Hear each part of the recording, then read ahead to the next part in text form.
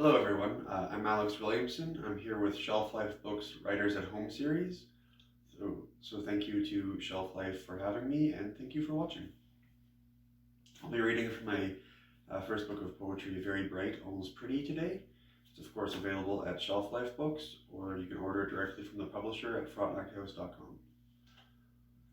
Before I start, I just want to take a minute to say thank you to my editor, Micheline Mailer, my publisher, Neil Petrunia, and my poetry mentor, Richard Harrison, who over the last 10 years shared a lot of wisdom and conversation and coffee with me.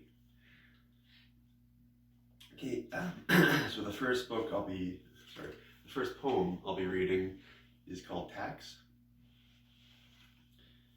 It's about a genetic disease I was born with called cystic fibrosis. Okay, Tax. Cystic fibrosis is a hungry banker with a stupid hat. He can wear a stupid hat because he always wins. At some point maybe my parents, made a deal to borrow more than we can ever pay back.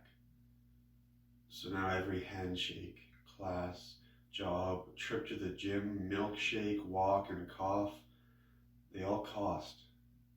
Call the currency what you want. Energy, life force, calories, immunity, white blood cells. The disease always takes a cut off the top, stashes it away in his dirty vault.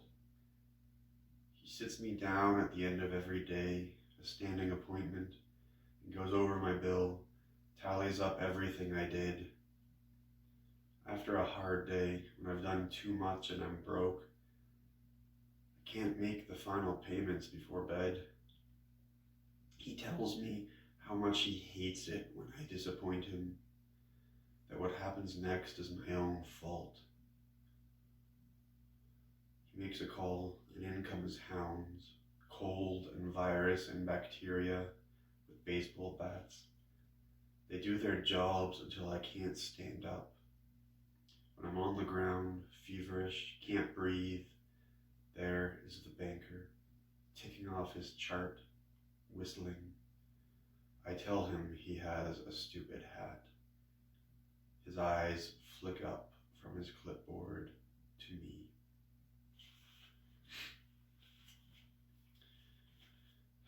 Okay, the next poem is called Corkboard.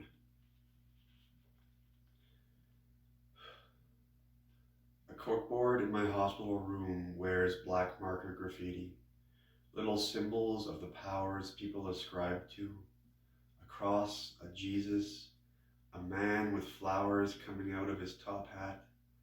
Some appeal to words. One person wrote, "May peace bring you love, and may love bring you much needed peace." Below that, someone else wrote, "Where there is life, there is no peace. Sad but true." That note was scratched out by yet another hand. I've been thinking of my response for 8 days. To me, both messages are wrong, ignorant even, yet also remnants of journeys. Every mark here is as valid as the scars on my arm. On my last day, I take up the black marker and I write what I believe. Healing takes many forms, but the most important of all is this: to forgive what put you here. Okay, the last poem I'll read for you today is called Wake.